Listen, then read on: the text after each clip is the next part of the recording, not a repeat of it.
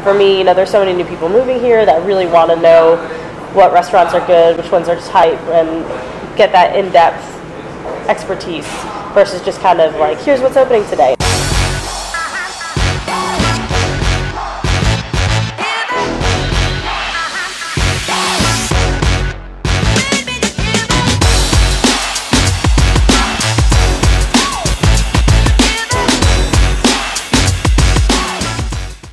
Hi everyone, Scott Hartis here with Faces of Plaza Midwood, and this is episode 5, and this one is a little bit different today because I've got Kristen Wile here with Unpretentious Palate, and her business doesn't have a physical space, kind of like some of the other interviews and highlights that I've done recently. Hers is actually a web-based business. Yes.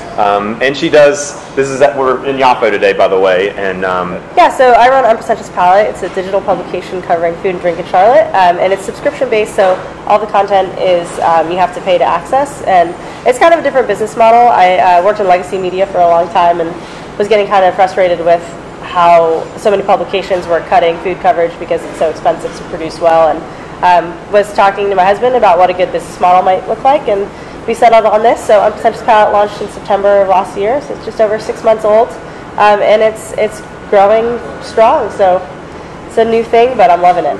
Tell me how you got the business started. Like what started it?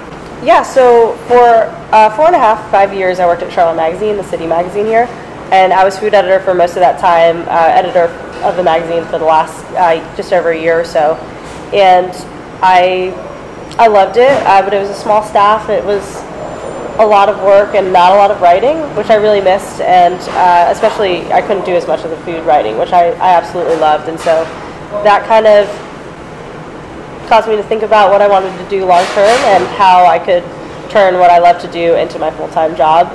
Obviously there are very few full-time food writing positions left out there, and so I was, just had this dream and thought, why not try it? Now's the time. For me, there's so many new people moving here that really want to know what restaurants are good, which ones are tight, and get that in-depth expertise versus just kind of like, here's what's opening today and here's what's opening tomorrow. Now this is the best because it's new, and just stop and think like, okay, where should I really spend my money? Mm-hmm. That's a good point. I feel like there's a lot of, not a lot, but probably a handful of websites that are not paid content, but it's more, here's the top 5 newest restaurants that you have to try this week or this month, whatever it is. Yeah.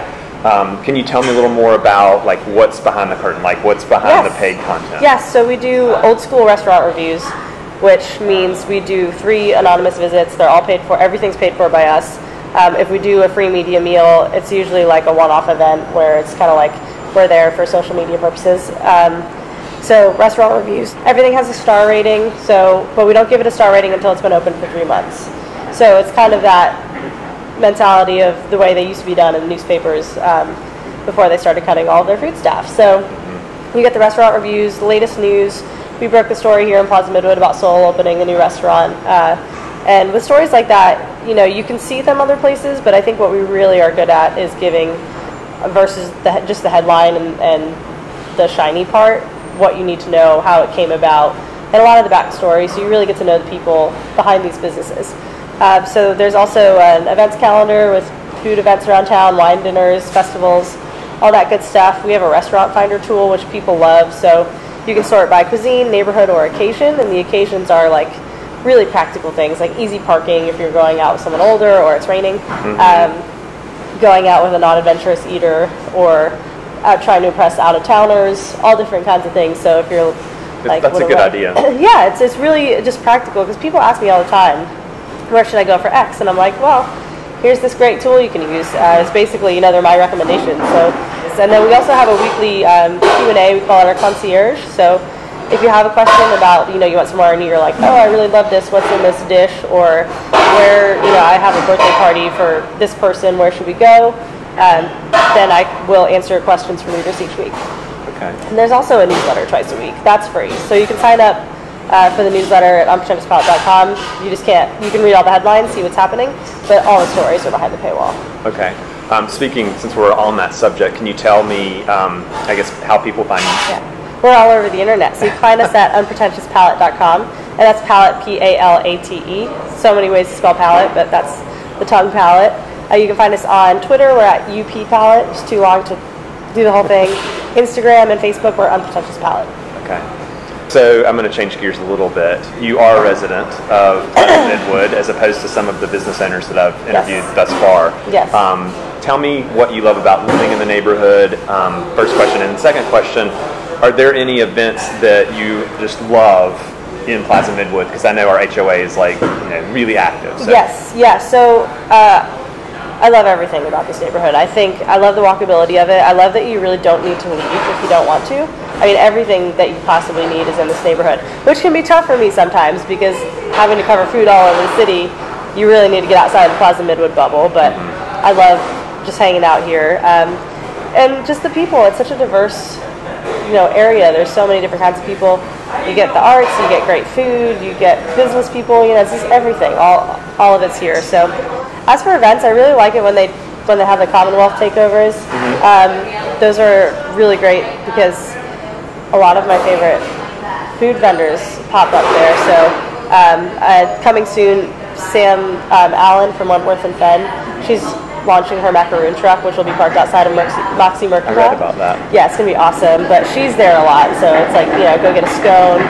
We just got some really cool stuff there. What are your favorite businesses other than your own? Other than my own, yeah. So I'm a big fan of Clutch. Okay. Every time I need a gift and I don't know what I'm getting, I either go into Clutch or City Supply. And it's funny because City Supply, for the longest time, I was like, oh, it's a furniture store. Like, I don't need furniture. And then I wandered to the back where they have all their gift selections. It's like, they have some really funny stuff back there, and the cards are great. So those two are my most frequented for other people. Clutch, I tend to get something for myself when I pop in there also. Obviously, I think we've got great restaurants here. Yafo, we're here a fair amount. This is like our go-to, oh man, it's 2 o'clock and we haven't eaten lunch yet, like Yafo. So we're here a fair amount. We're all over the place in Plaza Midwood. So you have events on your website as well? Yes, so we also host several events a month. So our next one is actually going to be a preview of NC Red. So we'll host restaurant previews, and essentially our readers get in a little bit before the restaurant opens to the public. So they're fun events because you get FaceTime with the chefs, you get to hear about the concepts, and then I ask for feedback at the end of the event. So it's kind of like you're helping the restaurant get started and offering your feedback versus going on social media and if something's not right, tearing some place to shreds day one. So they're really fun, but those events, we host restaurant previews. We recently had a meat and potatoes dinner that was really fun. And that was dear to my heart because it was kind of a dual purpose event.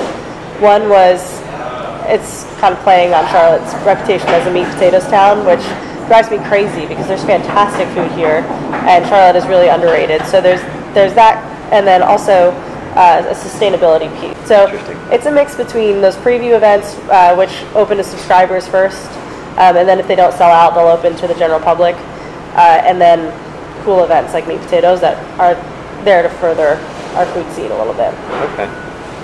Well, thanks for joining me today. It's interesting to hear about your business. Yeah, thanks for having me, even though I don't have an office in Plaza Midwood, but maybe one day. Yeah, absolutely. Thanks. Thanks.